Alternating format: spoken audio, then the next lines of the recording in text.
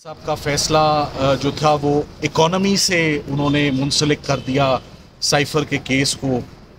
कौन सा दुश्मन मुल्क था, कौन सा सीक्रेट था, कौन सा फ़ायदा हुआ किसी बार के मुल्क को, वो सारी की सारी चीज़ें जो हैं वो सरकार के केस में जब फाइनली कंक्लूड हुआ तो वो जिसे कहते हैं धड़ाम करके वो केस गिर गया। जजेस भी काफ़ी इस बात पर कंसर्न थे कि ये इकोनॉमी का जिक्र कहाँ से आ गया ना, ऑफिशियल सीक्रेट्स एक्ट में इसका जिक्र है कि पाकिस्तान की इकोनॉमी को बड़ा धचका पहुंचा इस सारे अमल से। फाइनल आर्ग्यूमेंट्स शुरू हो चुके हैं और फाइनल आर्ग्यूमेंट्स में आपने सुना होगा जज साहब ने कहा कि हाथी तो निकल चुका है, पीछे उसकी सिर्फ दुम रहती है।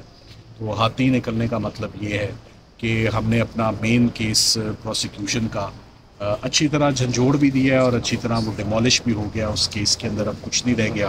अब पीछे एक छोटा सा चार्ज जो रहता है कि ये रिस्पॉन्सिबिलिटी किसकी थी और साइफर वापस नहीं आया, इसके ऊपर कल कुछ दलाइल मज़ीद मैं दूंगा। 15 मिनट के मेरे दलाइल होंगे और उसके बाद फिर डिपेंड करता है कि जजेस कितना सुनना चाहते हैं प्रोसिक्यूटर्स को और वो कितना टाइम लेते हैं।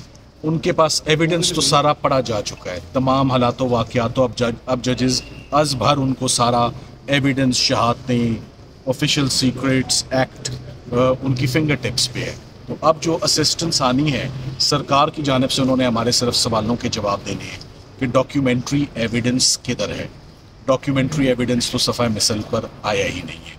सो अब उनको बताना है कि उन्होंने ये डॉक्यूमेंट्स जो सारे कंसील किए हैं, सुप्रेस किए हैं, ना डी मार्च सामने आता है, ना नेशनल सिक्योरिटी कमेटी की मीटिंग सामने आती है, ना इसमें तस्करा आता है सुप्रीम कोर्ट की जजमेंट का कि सुप्रीम कोर्ट ने वोट ऑफ नो कॉन्फिडेंस में बड़ा एक्सटेंसिवली इस मामले को जो है वो डिस्कस किया। तो इन सारे पहलुओं पे अब सिर्फ ये चीज़ बकाया रह जाती है कि कोई लापरवाही तो नहीं बरती गई। तो लापरवाही कि अगर ये केस सिर्फ लापरवाही का पीछे रह गया, कल एक्सप्लेन करना तो कल हम इंशाल्लाह वो भी कर देंगे।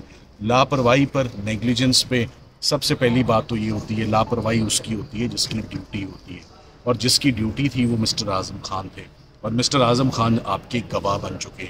सो आपने मुल्ज़िम को जब गवाह बना लिया तो आपका केस तो वहीं ख़त्म हो गया। ड्यूटी ऑफ केयर जिनकी थी, जिन्होंने डिस्चार्ज करनी थी, वो आपकी साइड्स पे और उनका कॉन्डक्ट बड़ा डूबियस है, तो केस बड़ा मशकूक हो जाता है। और इन मशकूक हालात में आपको इस सारे केस को, जब हाथी भी निकल गया तो मेरा ख्याल है कल इंशाल्लाह हाथी प्रोसिक्यूशन के शिकंजे से बाहर है और हाथी आज़ाद है।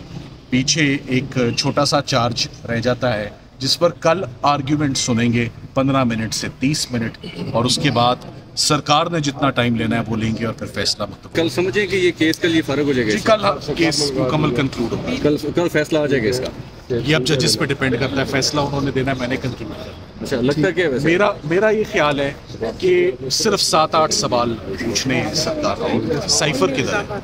साइफर सफ़ा मिसल पे ही नहीं है। आपने कम्युनिकेशन कब हुई, कब कन्वे किया, किस वीडियो में किया शाह महमूद कुरैशी ने या इमरान खान ने, वो वीडियो या वो एविडेंस जो है वो हमारे आगे रखें। फॉरेन पावर कौन सी, उसका नाम बता दें। फॉरेन पावर जो मुस्तफ़ीद हुई है इनके एक्शन से वो बता दें। और साइफर ड्यूटी किसकी थी लेना, वापस करना किसकी ड्यूटी बनती है, वापस कौन करता है, ये वो तमाम एस्पेक्ट्स हैं जिसके ऊपर 95% मैं समझता हूँ केस आर्ग्यू हो चुका है। मेजर केस तो जजेस ने खुद ही कह दिया, पर उन्होंने कहा मौका ज़रूर देंगे सरकार को कि अपना वो केस संभाले।